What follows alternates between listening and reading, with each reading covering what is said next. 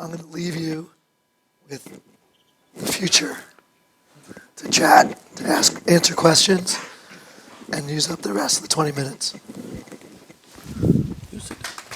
Okay. The stage is yours.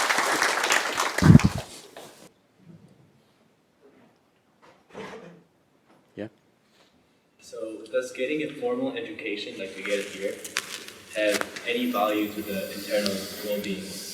I think the formal education is oriented towards a particular subject, maybe here business as it is.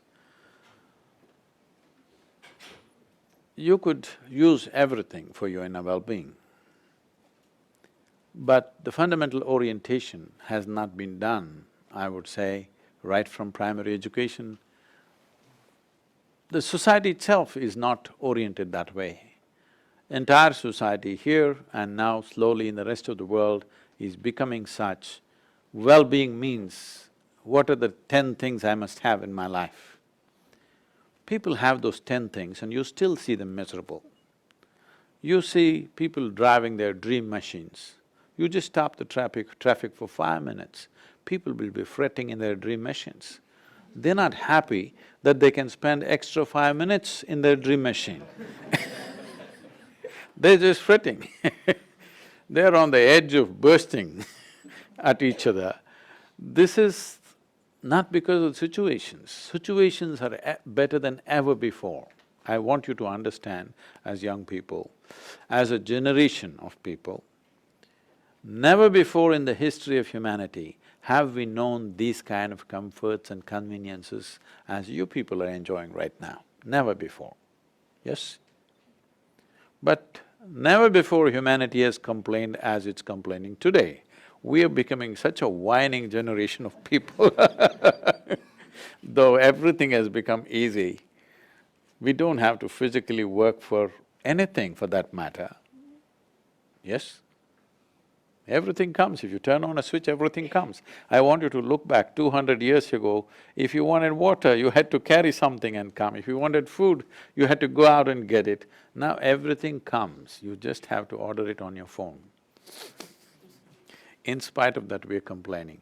No, the future generations, the young people here, you should see that we are having physically the best possible life that human beings ever had. Now, making it good for ourselves and everybody around us should be our commitment, experientially good. That will not happen unless we turn inward and we know how to manage this one. Above all, those of you wanting to become leaders, you must understand, being a leader means in some way you have to manage 1,000 or 10,000 minds. If you cannot manage your own mind, how will you manage 10,000 minds? It'll be a disaster. Do you think some professions are more meaningful than others? And if we are like in finance or art, should we eventually evolve into helping others or doing? Can I tell you something that happened a couple of years ago? A young boy, a 12-year-old boy who was studying in one of our school, wrote a letter to me.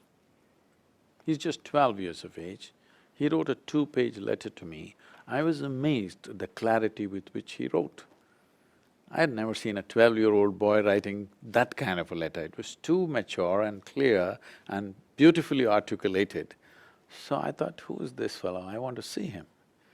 So in India, it's very rare for people to get an appointment with me because my schedule is 20 hours a day, it's fixed up 7 days of the week. So I gave an appointment to this boy. So he came and said, I don't want to end up like my parents, just doing this and that, working for a living. I said, hold it. It's fine, you want to do something different is fine. But the moment you look down upon something, you will not do anything significant in your life. So I told him a simple thing. We have a center where nearly 4,000 people are living and every day we have at least 5 to 10,000 people coming as guests and going. So I told him, see, tomorrow morning, if I close the meditation hall, everybody comes morning sadhana starts at 5:30 in the morning there. I said, when they come for the meditation hall, if I lock it and keep it without any explanation, and if people just say, Sadhguru has locked it, everybody will think, oh, there must be a higher purpose, let's wait, all right? They will wait. 1 day, 2 days, 10 days, they will wait, thinking something bigger is coming. But if I lock the dining hall, 10 o'clock is our meal in the morning, suppose I close the dining hall and the word is spread, Sadhguru locked the door of the dining hall, people will think maybe today evening a feast is coming and they will wait at least till evening. But if I lock up the toilets in the morning, people will freak within 5 minutes. So I asked him, which is more important, meditation, food or shit? So don't ever look up at something or look down on something. This is a simple thing you have to learn. There is nothing to look up to, there is nothing to look down upon. If this one thing you learn, never look up at anybody, never look down on anybody. If you simply learn to see everything for what it is, in every sphere of life we can do something significant. So, what do you think? Like, how do you react to certain situations? What's the first thought that goes through your mind when, like, something you really wanted to happen didn't? Or what do you think when you meet a new person? I think when I was introduced, Jonathan was saying I was raised. I always felt only cattle are raised. Human beings should not be raised by anybody. The thing about being human is, it's a very common word that people are using. I was raised, people say I was raised Catholic, I was raised Muslim, I was raised this or that. Nobody should raise you. That's what human means. A human means you can consciously shape yourself. If you're consciously shaping yourself, where is the question of reacting to anything? You can respond as according to your intelligence and your inclinations of the day. But the moment you react, you're enslaved to the situations in which you live. So when something doesn't go your way, see, you must understand, I'm in charge of a foundation which is nearly 4,000 full-time volunteers and over 3 million part-time volunteers doing variety of work. Volunteers means none of them are qualified for the job.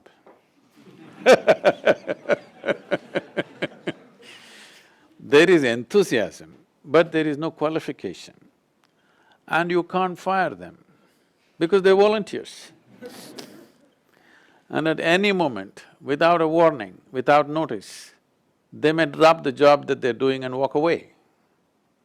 In spite of that, I must tell you, as we sit here today, there are a few hundred programs, inner engineering programs going on in the world. In the last 34 years, not a single program has been abandoned, left unfinished. That's a lot of management, isn't it? Because the entire process is about keeping people in an inspired state, that they will hold what they're doing more important than their life and make it happen. Does it mean to say everything is happening the way I want it? No. If at all, if anybody has to go crazy on this planet, it's me. Because there are too many things. People keep telling me, Sadhguru, you're starting this one more project. If it doesn't happen, what to do? If something does not happen, or if nothing happens, if everything that I'm doing fails tomorrow morning, I will still live blissfully and die blissfully. So this is one thing that you must ascertain within yourself. Your way of being is not determined by what is happening around you. What happens within you must be determined by you. What happens around you, there are too many forces involved, isn't it? When we want to do something in the world, there are too many forces which have to cooperate.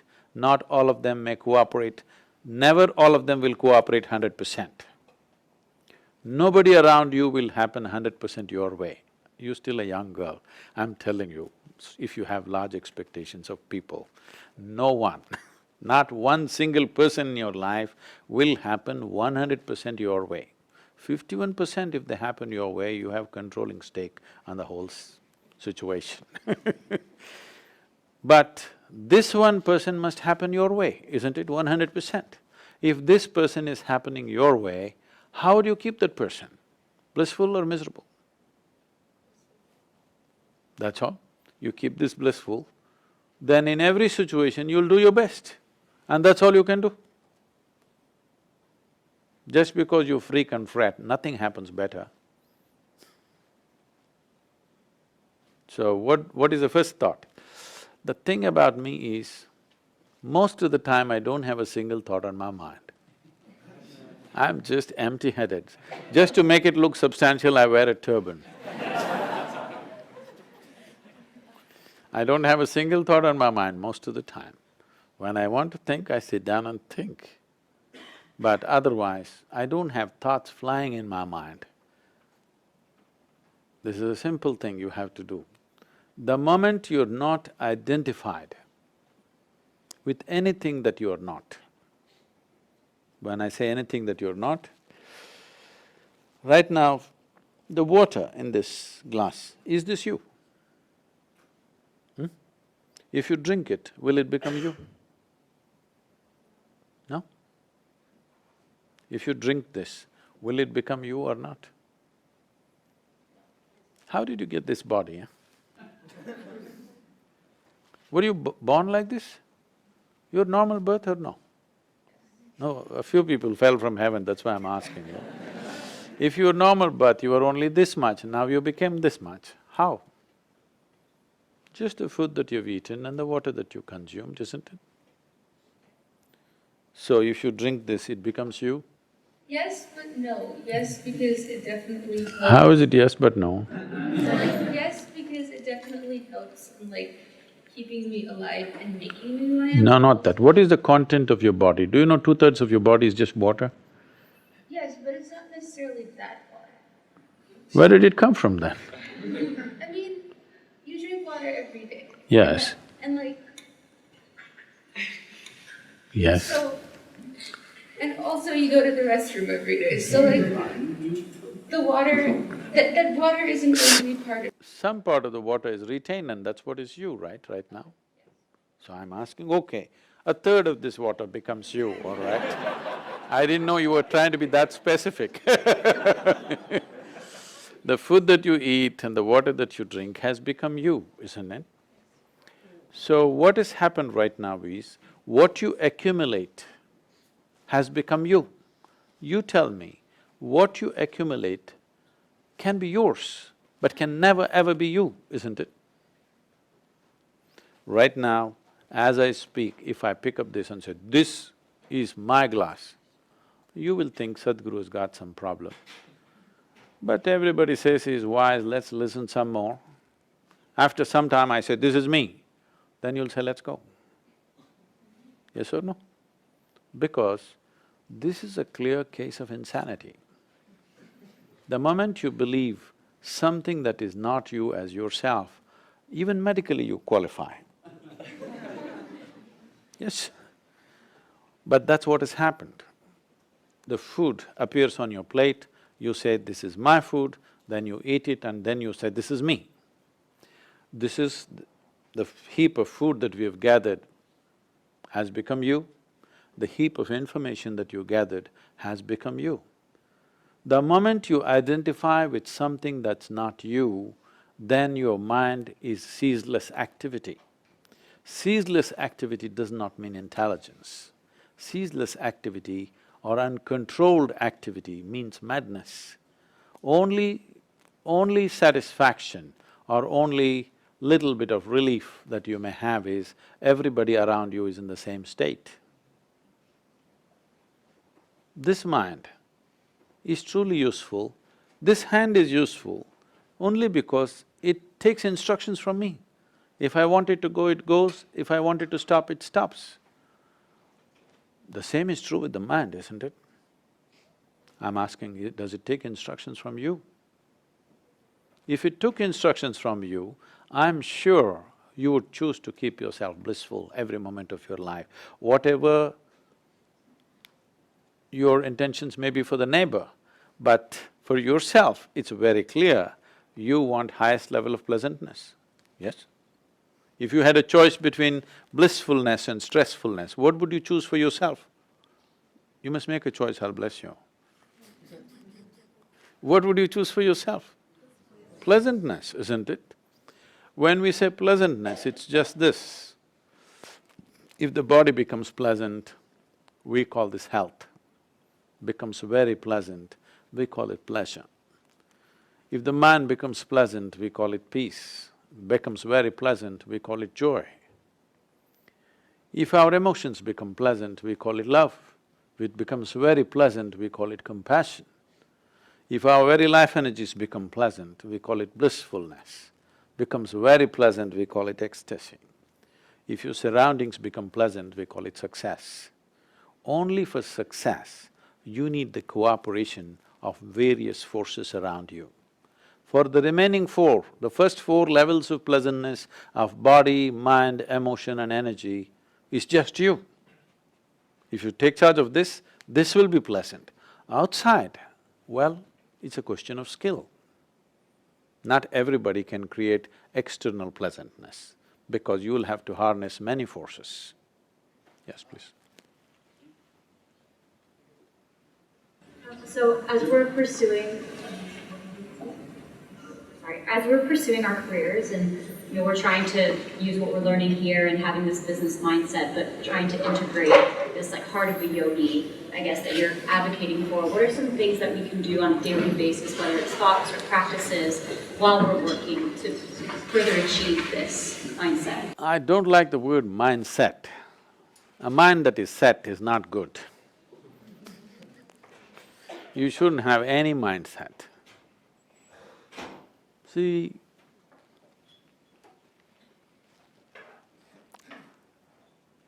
success is everybody's aspiration.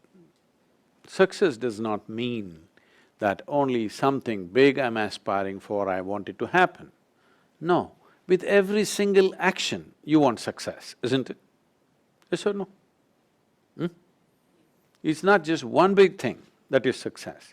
Every little thing that you do, because the very purpose of action is success. When you do something, you want it to be successful, isn't it? Yes or no? If you want to throw your cap on your head, if it doesn't fall, you don't like it, isn't it? You want it to stick to your head. It's that important, success, I'm saying. Even the simplest thing, you want even the simplest act to be successful. So, if you have a mindset, then you will deny yourself of that because success will not come because of any mindset. Success comes because you're able to see things just the way they are.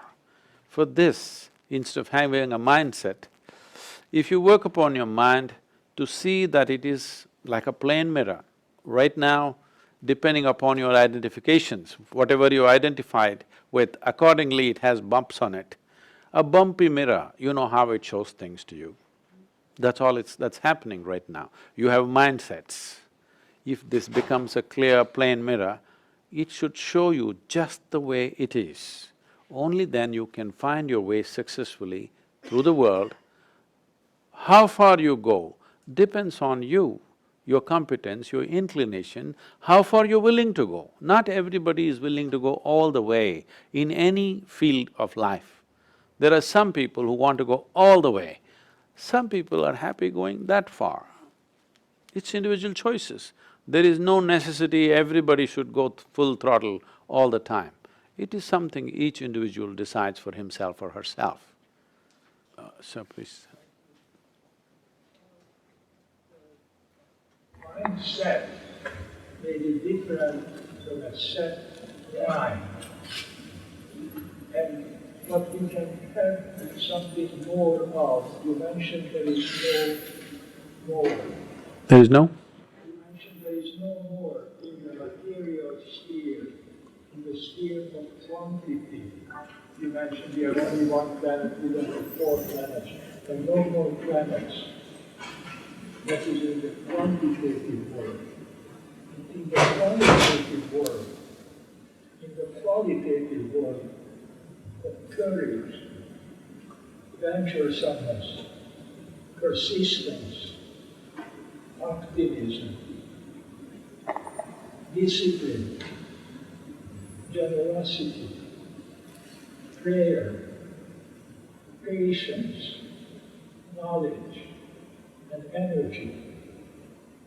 There is a lot more in the domain that involves the quality, getting closer in a disciplined, set way to the quality of mind that you have already acquired. To you there is no more, because you have the most. But much learning to consider the inner domain, the qualitative way of arriving to the quality that you have achieved.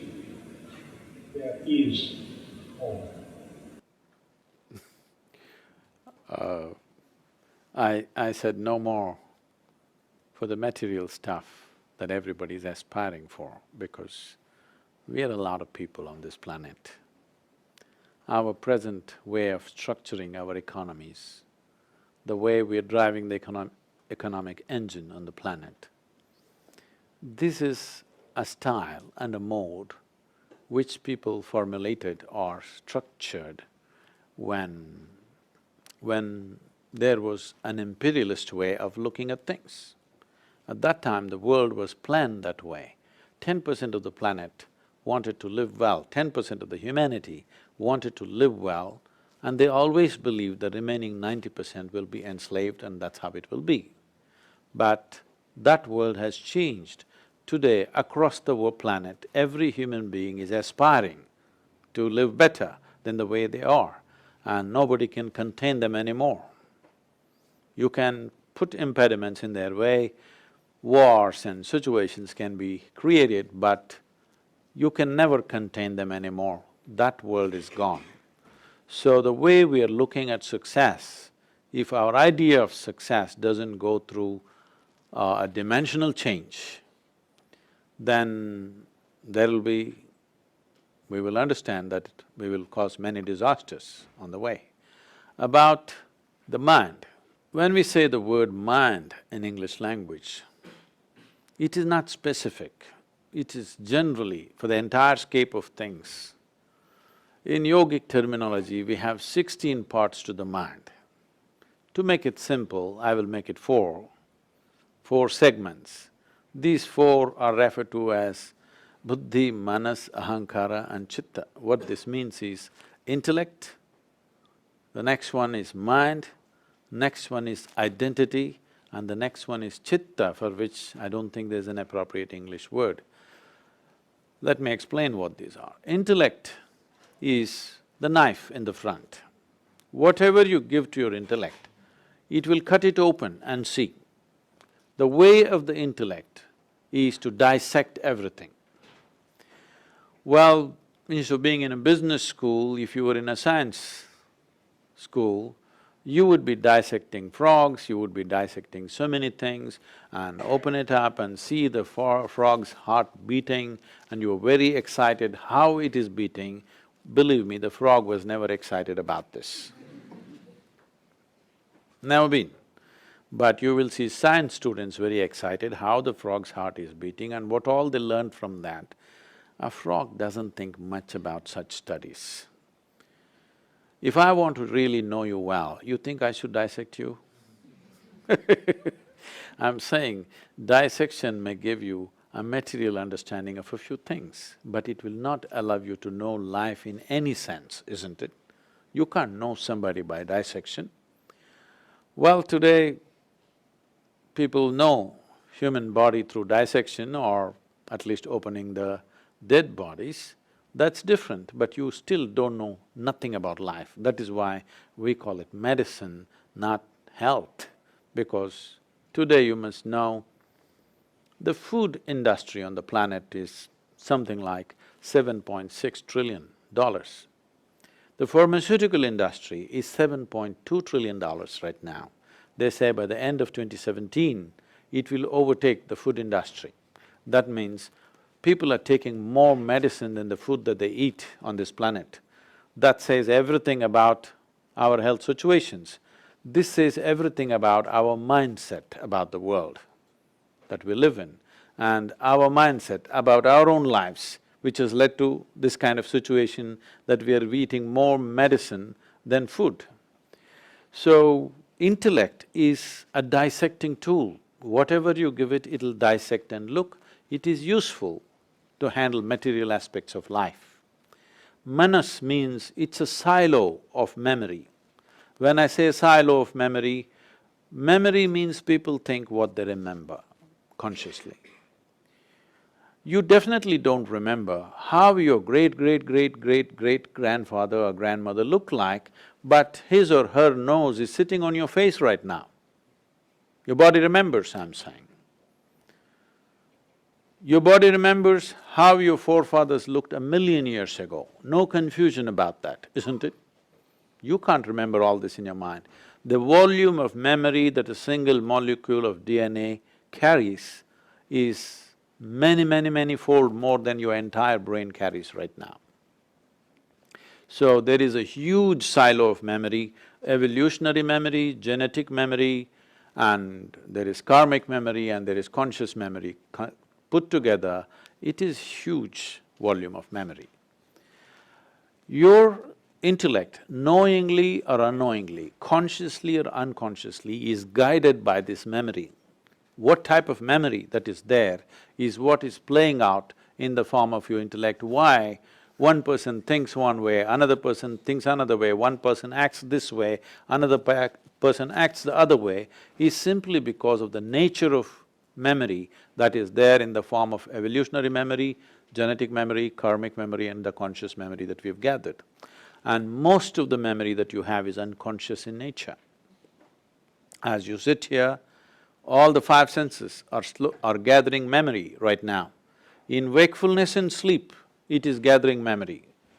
It is just that not even a minuscule of that you're conscious, most of it is unconscious. If you walk from here to here, there may be 25 different types of smells, but only if something is acutely pleasant or acutely unpleasant, you will consciously notice it. But all of these things are recorded in one's memory. There are many experiments to prove today as to how this recording is there, and in deep states of hypnosis, these memories can be brought out. This is something that has been studied in recent times. But the memory, the enormous silo of memory is determining how your knife of intellect is directed, either towards somebody or yourself. All suffering is just that knife is directed towards ourselves. The third dimension of the mind is called ahankara, which means identity. What you're identified with, that is what your intellect tries to protect. If you say, I'm an American, it protects that. If you say, I'm an Indian, it protects that. If you say, I'm a man, it protects that. If you say, I'm a woman, it protects that. Like this, we have taken multiple identities. It tries to protect that all the time and it functions within the limitations of that identity. The fourth layer of intelligence is the most important aspect. This is an intelligence which is unsullied by memory. There is no iota of memory in this intelligence. This is the intelligence which is the basis of our existence. That is, if you as much as you eat a fruit, this fruit becomes a human being in a matter of few hours. This is that intelligence which transforms everything into this, based on the silo of memory we carry, but the intelligence itself is untouched by memory. If you find access to this intelligence, every human being may touch this intelligence at certain moments of their life, accidentally or because of situational support. But if you consciously learn to access this dimension of intelligence, in yogic parlance, in a very mischievous way, they say, if you touch your chitta, if you can access your chitta, they say God becomes your slave. he's no more a god. Because anything that you wish to manifest simply happens out of you. There is no fear or favor about life anymore. So, there are 4 dimensions. Mind does not mean just thought process. Thought process is coming from the surface of our minds, which is called intellect, or the logical dimension of our mind. It is useful to do only certain things. If you try to conduct your whole life with your logic, you will see, you will freak. This is what is happening today. To eat the food, simple thing, people have been eating forever, but today's generation of people, if they have to eat something, they have to read that micro print behind the package which says 0.01% of magnesium, so much of iron, this, another 48 ingredients. By the time you read this, you lost your appetite anyway. If you put some food in front of your dog, one sniff and he knows whether to eat it or not. I'm saying human neurological system is far more evolved than any other creature on this planet. Yes? Do you agree with me? But right now, simply because there is an endless amount of thought going on in people's minds, their ability to know things just like that is largely gone. Today, human beings are struggling with fundamental things. What your grandmothers naturally knew, today there is $1 billion research about that. One last question and then it's… So you mentioned don't tweak your desire, instead tweak your confidence. Can you elaborate a bit on that? And what is your definition of confidence? So tweaking the desire, unfortunately, gets labeled as ambition, and that seems to rule a whole lot of people at a very early age. Desire is like this. For example, you, let's say, live in America, your neighbor has a big car. What will be your desire? To have 2 cars like that or something bigger than that, something like this. Suppose you're living in a remote place somewhere else in the world where they don't know any such cars. Your neighbor had a buffalo, what would be your desire? 2 buffaloes. I'm saying the content of your desire is a consequence of the societies in which you live. It's never about yourself. That's why it never fulfills you.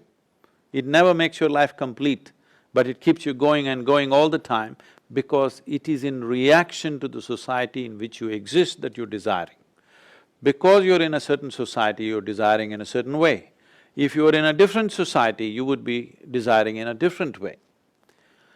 Competence comes in 2 different scales. One is competence of action in the area or the field that we have chosen. That is what you're doing right now, being in a business school because you want to get into business, you're studying business, that's fine. But the other competence is about life. It doesn't matter whether you do business or law or medicine or whatever, still you need to have competence of life because that is the fundamental thing you're doing here.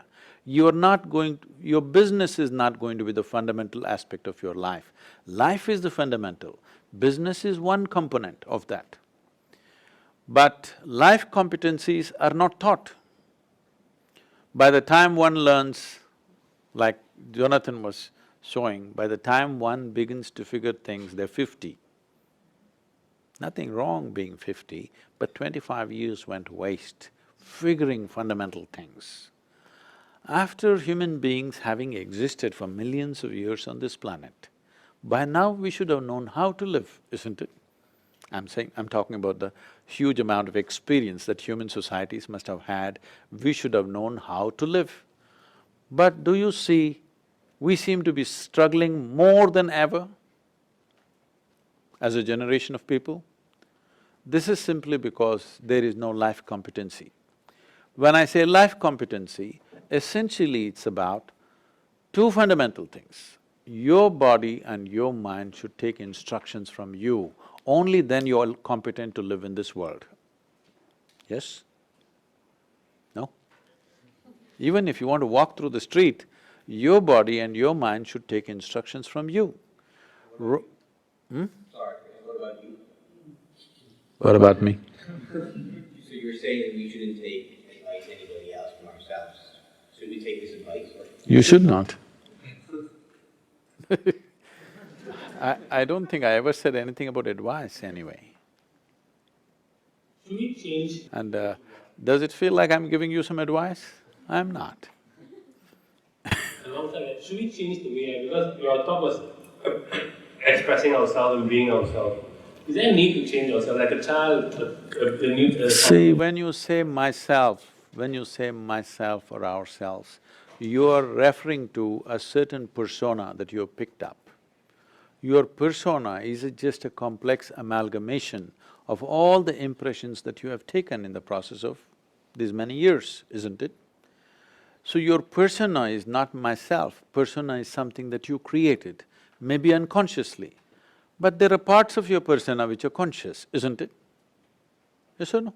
There are parts of your personality which are conscious, but largely unconscious. When you say myself or ourself, you're talking about your personality. I'm saying your personality should not be a rigid, concrete block. It must be a flexible amoeba that fits into any situation that you get into. Because for different situations, you need a different kind of persona. Otherwise you start saying, I'm this kind of person. No, your personality is something that you make. You can make it any way you want. But right now, what you make rules you. That's not right. What you make should be managed by you. What you make should not rule you, isn't it? So when you say myself, if you're limiting yourself to your persona, it should be flexible. If you're talking about the nature of your mind, it should be absolutely flexible. Now, there may be… see, everything that we're talking about is accumulated stuff.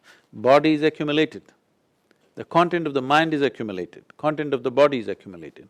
If you have to accumulate so much, there must be something more fundamental. If you don't touch that dimension ever, then this will just go on, battle between me and you all the time, between this and that. This is where the fundamental idea of competition comes from, because you made yourself to be something other than who you are. If you become a piece of life, are you alive? I'm asking you. You're thinking about it. Are you alive? Yes. If you throb here as life, everything that you need to know about life, you naturally know. You don't have to have a PhD on life. This is life. This is life. But right now, you're not alive. You become a bundle of thoughts, emotions, ideas, opinions and prejudices. If you pierce beyond that, there is something more fundamental than all these things, which is life itself. If everybody was in touch with this, they would be utterly, absolutely flexible, because life is flexible. Do you see it this way? When you were… at some point you were just 3 feet tall, right? Yes? At that time, did you fit properly into this body? Or tight-fitting, I'm asking. You did fit properly, right? Now are you loose-fitting? No, I'm saying that which is life fits perfectly well into any situation. But that which is your mind, that which is your persona, because it's become like a concrete block, it doesn't fit. So, your mind and your personality should serve the life within you, but right now it's the other way round. The life within you is being forced to serve your mind and your persona. What you created should serve you, isn't it? But you're serving what you created. Your thoughts and emotions are ruling you. After all, it's your thought. You can have it whichever way you want. It's your emotion, you can make it whichever way you want. If you were consciously doing this, I'm sure you would make it highest level of pleasantness for you. And if you were in a highest level of pleasantness, you would be wonderful to everybody around you. Isn't that true with you? If I meet you when you're very joyful, are you not a wonderful person? You are. If I meet you when you're angry, unhappy, frustrated, you could be nasty. Joy is the ultimate insurance for creating a wonderful humanity. We have focused too much on creating good people, which is a serious mistake. We need joyful and sensible human beings.